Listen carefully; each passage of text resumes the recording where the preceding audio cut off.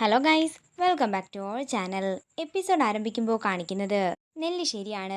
അമ്പിളി ചേച്ചി എന്താകും പാല് ഇങ്ങോട്ടേക്ക് കൊണ്ടുവന്ന് തന്നത് എന്ന് ആലോചിക്കുകയാണ് അർച്ചന. അതേസമയം സച്ചി ആ പാലെടുത്ത് കുടിക്കാനൊരുങ്ങുമ്പോൾ അതിൽ എന്തോ കരടുണ്ടെന്ന് പറഞ്ഞ് അർച്ചന സച്ചിയുടെ കയ്യിൽ നിന്നും ആ ഗ്ലാസ് വാങ്ങുകയാണ്. പെട്ടെന്ന് സച്ചിയുടെ കയ്യിൽ നിന്നും ആ പാല് താഴേക്ക് വീഴുന്നു. അയ്യോ, പാല് മുഴുവൻ പോയല്ലോ.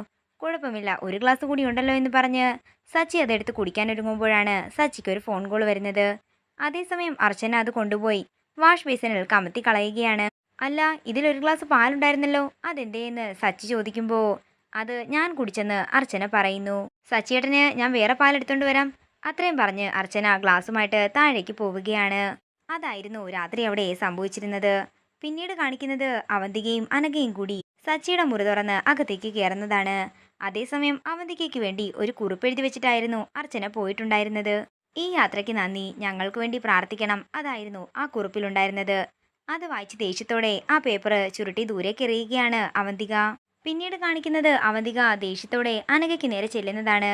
ഞാൻ ചോദിച്ചപ്പോൾ നീ എന്താ പറഞ്ഞത്? നാളെ ഈ സമയം അവരിവിടെ കാണുമെന്നോ? എന്നിട്ടിപ്പോ എന്തായി?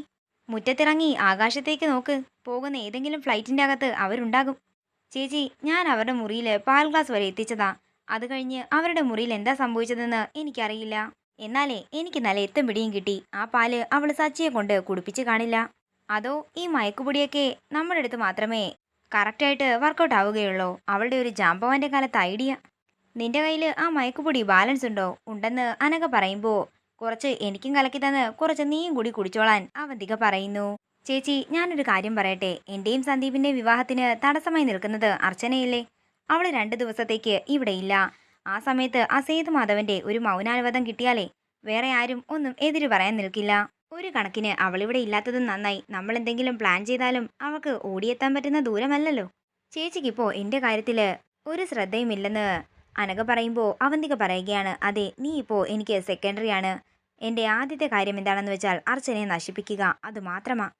നിയന്ത്രണം വിട്ട് അവൾ എന്റെ കാൽച്ചുവട്ടിൽ വന്ന് വീഴണം എന്നൊക്കെ അവന്തിക ദേഷ്യത്തോട് പറയുകയാണ്. പിന്നീട് കാണിക്കുന്നത് സച്ചിയും അർച്ചനയുമാണ്.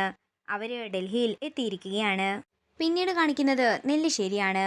അനഘയുടെ കാര്യം പറയാനായി സേതുമാധവന്റെ അടുത്തേക്ക് ചെല്ലുകയാണ് അവന്തിക. അച്ഛാ, അനഘ പറഞ്ഞിട്ടാ ഞാൻ വന്നത്. അവരുടെ കാര്യത്തില് ഒരു തീരുമാനമെടുക്കണ്ടേ? ജാതകദോഷവും വാസ്തുദോഷവും ഒക്കെ പറഞ്ഞിരുന്നിട്ട് കാര്യമില്ലല്ലോ എന്നൊക്കെ അവന്തിക പറയുമ്പോൾ സേതുമാധവൻ പറയുകയാണ്, വൈകുണ്ഠസ്വാമികളുടെ വാക്ക് ഞാൻ ഒരിക്കലും ധിക്കരിക്കില്ല. ഇത് കേൾക്കുന്ന അവന്തിക ഒരു ഞെട്ടലോടെ സേതുവിനെ നോക്കുമ്പോൾ സേതു പറയുകയാണ്, ആദ്യം ദോഷങ്ങളൊക്കെ മാറട്ടെ, എന്നിട്ട് അതിനെക്കുറിച്ച് ആലോചിച്ചാൽ മതി. നീ അനഘയോട് അവൾക്ക് മനസ്സിലാകുന്ന രീതിയിൽ കാര്യങ്ങളെല്ലാം പറഞ്ഞു മനസ്സിലാക്ക്. ഞാൻ സന്ദീപിനോടും സംസാരിക്കാം. വൈകുണ്ഠസ്വാമികള് ഇപ്പോൾ ഇവിടെ ഇല്ലെന്ന് അറിയാൻ സാധിച്ചത്. അദ്ദേഹം വരുമ്പോൾ ഞാൻ ആശ്രമത്തിൽ പോയെന്ന് സംസാരിക്കാം. അതിനുശേഷം മതി ഈ വിവാഹത്തെക്കുറിച്ച് ഇനിയൊരു ആലോചന എന്ന് പറഞ്ഞ് സേതുമാധവൻ അവിടെ നിന്ന് പോകുന്നു. അതേസമയം ഡൽഹിയില് മീറ്റിംഗിലാകെ തകർക്കുകയാണ് അർച്ചനയും സച്ചിയും. പിന്നീട് കാണിക്കുന്നത് നെല്ലിശ്ശേരിയാണ്. സന്ദീപിന്റെ മുറിയിലേക്ക് ചെല്ലുകയാണ് അനഘ. അനഘയെ കണ്ടയുടൻ സന്ദീപ് മുറിയിൽ നിന്നും ഇറങ്ങാനൊരുങ്ങുമ്പോൾ അനഘ പറയുകയാണ്, സന്ദീപ് എന്നെ കണ്ടിട്ടാ പോകാനൊരുങ്ങിയതെന്ന് എനിക്കറിയാം. ഞാനിപ്പോൾ ഇങ്ങോട്ടേക്ക് വന്നത് ഒരു റിക്വസ്റ്റുമായിട്ടാണ്. വിവാഹമണ്ഡപം വരെ എത്തിയിട്ട് എൻ്റെ വിവാഹം മുടങ്ങി. അത് അർച്ചനേട്ടത്തി മുടക്കിയതാണെന്ന് എനിക്ക് നന്നായി തന്നെ അറിയാം. എനിക്ക് സന്ദീപ് ഇല്ലാതെ ഒരു ജീവിതമില്ല. അതുകൊണ്ട് ഇത് കേൾക്കുന്ന സന്ദീപ് ദേഷ്യത്തോടെ പറയുകയാണ്, ദേ അനഘേ, എനിക്കതിനെക്കുറിച്ചൊന്നും കേൾക്കണ്ട. നീ എന്നോട് നിന്റെ ഇഷ്ടം അറിയിച്ചപ്പോഴൊക്കെ ഞാൻ നിനക്ക് ഒരു മറുപടിയെ തന്നിട്ടുള്ളൂ. എനിക്ക് നിന്നെ ഇഷ്ടമല്ല. എനിക്ക് നിന്നെ ഒരിക്കലും ആ സ്ഥാനത്ത് കാണാനും സാധിക്കില്ല, അത്ര തന്നെ. എനിക്കാകെ ഒരു ജീവിതമേ ഉള്ളൂ, ഒരു പെണ്ണും. എപ്പോൾ നോക്കിയാലും സന്ദീപിന് ആതിരയുടെ വിചാരം മാത്രമേ ഉള്ളൂ. അങ്ങനെ ഒരു ആതിര വേണ്ട. ഇനി ആതിരയുമൊത്തുള്ള സന്തോഷമായൊരു ജീവിതം സന്ദീപ് സ്വപ്നം കാണണ്ട. ഈ അനഘയ്ക്ക് നിന്നെ കിട്ടില്ലെന്നറിഞ്ഞാൽ പിന്നെ ആതിര ഒരിക്കലും ജീവനോടെ ഉണ്ടാകില്ല. അവളെ ഞാൻ കൊല്ലും. ഇതിപ്പോ ഞാൻ ജയിക്കാൻ വേണ്ടി പറയുന്നതല്ല, കൊല്ലുമെന്ന് പറഞ്ഞാൽ കൊന്നിരിക്കുമെന്ന് അനഘ പറയുമ്പോൾ ഇത് കേട്ട് ഒരു ഞെട്ടലോടെ നിൽക്കുകയാണ് സന്ദീപ്. എങ്കിലേ ഞാൻ നിന്നോട് മറ്റൊരു കാര്യം കൂടി പറയാം. നീ ആതിരയെ കൊല്ലുകയെന്നല്ല, ഒന്ന് തൊടുക പോലും ചെയ്യില്ല. അങ്ങനെ എന്തെങ്കിലും ചെയ്യണമെങ്കിലേ ഈ സന്ദീപ് മരിക്കണം. ആതിര എന്റെ ഭാര്യയാണ്. അതിന് ഞാൻ അവളെ താലി കെട്ടണമെന്നോ ഇങ്ങോട്ടേക്ക് വിളിച്ചുകൊണ്ട് വരണമെന്നോ അങ്ങനെയൊന്നുമില്ല. ആതിര കഴിഞ്ഞിട്ടേ എനിക്ക് എന്തുമുള്ളൂ, ആരും. അതുകൊണ്ട് അനഘയും മുറിയിൽ നിന്നും ഇറങ്ങിപ്പോകാൻ നോക്ക്.